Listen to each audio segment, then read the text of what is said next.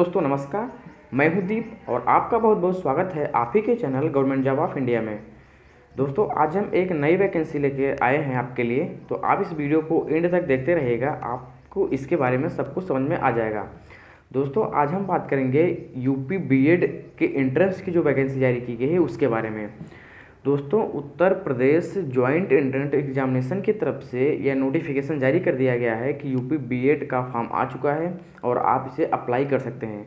सबसे पहले इसके बारे में मैं थोड़ा सा बता देता हूँ। यूपी बीएड का एंट्रेंस करा जाता है किसके लिए? बीएड में एडमिशन के लिए। बीएड 2 साल का कोर्स होता है जो कि एलिजिबल कराता है आपको टीईटी या सीटेट देने के लिए। यदि आप टीचिंग लाइन में जाना चाहते हैं और प्राइमरी स्तर और उच्च प्राइमरी स्तर के विद्यालयों में एज ए टीचर वर्क करना चाहते हैं तो आप इस फॉर्म को भर सकते हैं। आप बीएड 2 साल का कर सकते हैं और इसके बाद आप टीईटी या सीटेट निकाल कर और आप एज ए टीचर अपॉइंट हो सकते हैं। तो इसके बारे में सब कुछ बता देता हूँ। सबसे पहले जो यूपी बीएड का एंट्रेंस हो रहा है इस बार, वो लखनऊ यूनिवर्सिटी करा रही है इस बार, तो लखनऊ यूनिवर्सिटी को ये जिम्मा सौंपा गया है। तो यूपी बीएड के फॉर्म को भरने से पहले आपके पास क्या क्या होना ज़रूरी है वो आप सुन लीजिए। सबसे पहले आपको बैचलर डिग्री होनी चाहिए, यानी कि आपके पास ग्रेजुएशन की डिग्री होनी चाहिए, या तो आपके पास बीई हो, बीए हो, बीएससी हो, बीकॉम हो, बीटेक हो इत्यादि। मतलब आर्ट्स साइड की डिग्री, साइंस साइड की डिग्री, कॉमर्स की डिग्री, इंजीनियरिंग की डिग्री यदि हो तो आप इसे अप्लाई कर सकते हैं यदि आप एज ए टीचर बाद में बनना चाहते हैं। अब एक और इसमें अब ये रखा गया है कि आप यदि इस साल यानी कि 2017 के सत्र में यदि आप एग्ज़ाम देंगे, मतलब ग्रेजुएशन के लास्ट ईयर का, तो आप अप्लाई नहीं कर सकते। यानी कि यदि आप 2017 में पास होंगे, बीए पास करेंगे या बीएससी पास करेंगे या बीकॉम पास करेंगे, तो आप इसे अप्लाई नहीं कर सकते, क्योंकि उन्होंने कहा है कि जो है कि इस साल जो मतलब पास होंगे वो एलिजिबल नहीं है। उनके नोटिफिकेशन में ये डायरेक्टली सीधे सीधे कहा गया है।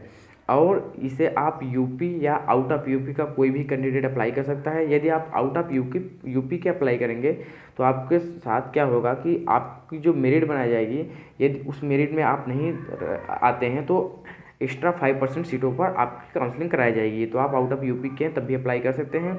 जो एप्लीकेशन की डेट है वो 10 मार्च से फॉर्म भरना स्टार्ट हो गया है। लास्ट डेट रखी गई है 31 मार्च रजिस्ट्रेशन करने की, और फीस पेमेंट करने की लास्ट डेट रखी गई है 31 मार्च ही, और फाइनल फॉर्म सबमिट करने की लास्ट डेट रखी गई है 2 अप्रैल। और जो एग्ज़ाम की डेट इन्होंने अभी डिसाइड की है 3 मई को रखी गई है, और इन्होंने रिजल्ट 23 मई को अनाउंस करने की नोटिफिकेशन जारी किया गया है। जो फीस क्राइटेरिया रखा गया है वो जनरल ओबीसी के लिए 1000 रुपये और SC/ST कैंडिडेट के लिए 550 रुपये रखी गई है। फॉर्म को भरने के लिए आपको 3 स्टेप में फॉर्म भरना पड़ेगा। मैं फॉर्म भरने की जो लिंक होगी नीचे डिस्क्रिप्शन में दे दूंगा, आप वहाँ पर डायरेक्टली फॉर्म को भर सकते हैं। फॉर्म को भरने के लिए आपको रजिस्ट्रेशन करना पड़ेगा, और पहले स्टेप में, दूसरे स्टेप में आपको फी पेमेंट करनी पड़ेगी, तीसरे स्टेप में आप उसका प्रिंट आउट निकाल सकते हैं, और अगले स्टेप में आपको अपना इमेज यानी फ़ोटोग्राफ और ये मतलब सिग्नेचर वगैरह आपको अपलोड करना होगा और फाइनल फॉर्म सबमिट कर देना होगा। फाइनल फॉर्म जो सबमिट होगा उसको कहीं भेजने भेजने की ज़रूरत नहीं है, आप प्रिंट आउट निकाल के रख लीजिए, आपको फॉर्म भर गया है यदि प्रिंट आउट फाइनल निकल जाता है तो। और जो एक और क्राइटेरिया रखा गया है कि जो बैचलर डिग्री हो आपके, जैसे यदि आप साइंस ग्रुप से हैं या आर्ट ग्रुप या कॉमर्स ग्रुप से हैं तो आपको मिनिमम 50% मार्क्स होने चाहिए, मतलब ग्रेजुएशन में। यदि आप इंजीनियरिंग क्षेत्र से हैं तो आपके मिनिमम 55% होने चाहिए। और इसमें जो होता है, इसमें जो एंट्रेंस कराया जाएगा, इस एंट्रेंस के मार्क्स के हिसाब से आपकी जो मार्क्स डिसाइड किया जाएगा, आपकी रैंक डिसाइड होगी, उसके आधार पर इसमें काउंसलिंग कराई जाती है। काउंसलिंग जो कराई जाती है जो उत्तर प्रदेश के जो यूनिवर्सिटीज़ हैं उनसे रिलेटेड जो गवर्नमेंट और नॉन गवर्नमेंट मतलब विद्यालय हैं, जो मतलब डिग्री कॉलेज हैं, उनमें काउंसलिंग होती है। यदि आपकी रैंक अच्छी है तो आपको गवर्नमेंट कॉलेज में मिल सकता है, तो उसकी फ़ीस बहुत कम होती है। यदि आपकी रैंक पुअर है तो आपको नॉन गवर्नमेंट यानी प्राइवेट कॉलेज में एडमिशन लेना पड़ेगा, उसकी फ़ीस ज़्यादा होती है। तो आप मेहनत करके गवर्नमेंट कॉलेज निकाल लीजिए और 2 साल का बीएड कर लीजिए, और आपको बीएड की डिग्री मिल जाएगी और आप एलिजिबल हो जाएंगे सीटेट और टीईटी देने के लिए, यदि आप एज ए टीचर वर्क करना चाहते हैं बाद में। जो एग्ज़ाम का एंट्रेंस होगा वो कैसे कैसे होगा वो भी आप समझ लीजिए। जो एग्ज़ाम कराया जाएगा उसमें 2 पेपर होंगे, पेपर फर्स्ट और पेपर सेकेंड, वो दोनों पेपर एक ही दिन कराए जाने की संभावना है। पेपर फर्स्ट जो होगा उसमें अ और ब 2 सेक्शन होंगे। तो अ जो सेक्शन होगा उसमें सामान्य ज्ञान से रिलेटेड प्रश्न होंगे, प्रश्नों की संख्या 50 होगी और मार्क्स रहेंगे 100। एक मतलब प्रश्न पे 2 मार्क्स। और आपकी नेगेटिव मार्किंग भी है। यदि आप एक प्रश्न सही करते हैं तो 2 नंबर मिलेंगे, यदि आप एक प्रश्न को गलत कर देते हैं तो 0.66 नंबर काट लिए जाएंगे। अब ये तो की बात हुई जिसमें जर्नलाइज आएगा वो, उसमें एक ब करके रहेगा उसी पेपर में, जिसमें हिंदी और अंग्रेजी रहेगी। आप जब फॉर्म भरेंगे तो आप किस लैंग्वेज मतलब कौन सी लैंग्वेज में कौन सी लैंग्वेज देना चाहते हैं, या तो हिंदी देना चाहते हैं या तो इंग्लिश, तो आपको फॉर्म भरते समय आपको वहाँ पे टिक करना होगा या तो हिंदी या तो इंग्लिश। आप हिंदी टिक करिए, आपके यदि इंग्लिश पूरा है तो आप, मैं तो सजेशन करता हूँ कि आप हिंदी टिक करिए। यदि आउट ऑफ यूपी के हैं जो, वो इंग्लिश टिक कर सकते हैं यदि उनकी इंग्लिश ठीक है तो आप हिंदी टिक करिए और हिंदी का मतलब पेपर होगा।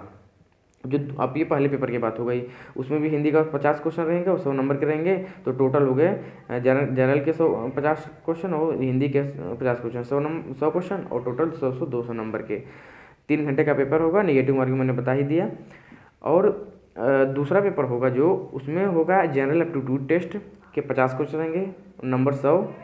और उसी में एक और सेक्शन रहेगा जिसमें आपने जो सब्जेक्ट से ग्रेजुएशन किया है उस सब्जेक्ट से रिलेटेड क्वेश्चन होंगे। जैसे आपने आर्ट्स से किया है तो आर्ट्स से, इंजीनियरिंग किया है तो इंजीनियरिंग से रिलेटेड क्वेश्चन होंगे, वो भी क्वेश्चन रहेंगे 50 और नंबर रहेंगे 100। और आपको 3 घंटे का समय दिया जाएगा इस दूसरे पेपर में।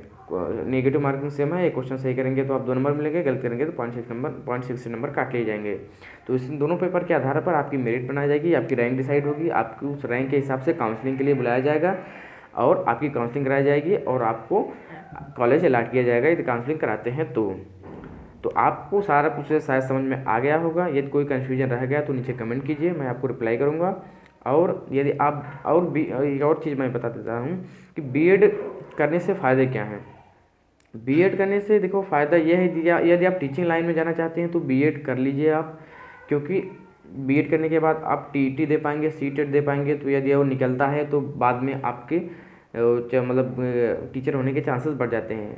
हालांकि जो टीईटी और सीटेट का जो मतलब वैकेंसी क्राइटेरिया है, जो भरी जा रही है वैकेंसी, बहुत ही मतलब धीरे धीरे ढंग से भरी जा रही हैं। अभी 2011 की जो टीईटी हुई वो क्लियर हुई है, तो है मतलब बहुत धीरे धीरे मतलब वैकेंसी भरी जा रही है। वैकेंसी इतनी जल्दी आती नहीं, लेकिन आपको 2-4 साल 6 साल में, आने वाले सालों में आपको एक, यदि आप टीटी क्लियर कर लेते हैं तो आप ये मान के चलिए कि आप मतलब आने वाले सालों में तो कहीं ना कहीं तो गवर्नमेंट टीचर अलॉट हो ही जाएंगे। टीटी में यदि अच्छे नंबर आते हैं तो उस टीटी में भी नंबर की बात होती है। टीटी में यदि आपके अच्छे नंबर आते हैं, अब 120 120 नंबर के ऊपर आते हैं तो आपको टीचर तो आप बन ही जाएंगे। तो आप ये टीचिंग लाइन में जाना चाहते हैं, आपका एम है टीचिंग लाइन, तो आप बीएड कर लीजिए। खासकर गर्ल्स कैंडिडेट के लिए, यदि उनके मार्क्स अच्छे नहीं हैं, यदि उनके परसेंटेज अच्छे नहीं हैं, यदि बीटीसी नहीं करना, मतलब बीटीसी में जो मेरिट बनती है, जो उनके 85% 90% हाई स्कूल इंटर और ग्रेजुएशन में 62% के आसपास नहीं है ग्रेजुएशन में, तो बीएड कर लें, क्योंकि बीएड करने के बाद वो एलिजिबल हो जाएंगे टीटी के लिए। यदि आपके परसेंटेज अच्छे हैं बीटीसी करने के लिए, आप फाइनल मेरिट देख लीजिए पिछले साल की। यदि आप बीटीसी की मेरिट आप वहाँ तक पहुँच रही है आपके हाई स्कूल और इंटर ग्रेजुएशन लेवल की, तो आपकी बीटीसी ही बेटर पड़ेगी, बीएड तो आपके लिए नहीं अच्छा होगा। तो ऐसा है, आपको समझ में आ गई हुई चीज़ें। यदि आपको समझ में आ गई है तो ठीक है, यदि कोई सवाल है तो कमेंट कीजिए। यदि आप वीडियो पसंद आए तो लाइक कर दीजिए और अधिक लोगों तक ये वीडियो पहुंचा दीजिए शेयर करके। और यदि आपने अभी तक इस चैनल को सब्सक्राइब नहीं किया तो सब्सक्राइब भी कर लीजिए। नीचे एक रेड बटन होगी जहाँ पर सब्सक्राइब लिखा होगा और एक बेल आइकन होगा, उसको भी प्रेस कर दीजिए। तो इस वीडियो में इतना ही, अगली वीडियो के साथ फिर मिलेंगे, तब तक के लिए नमस्कार।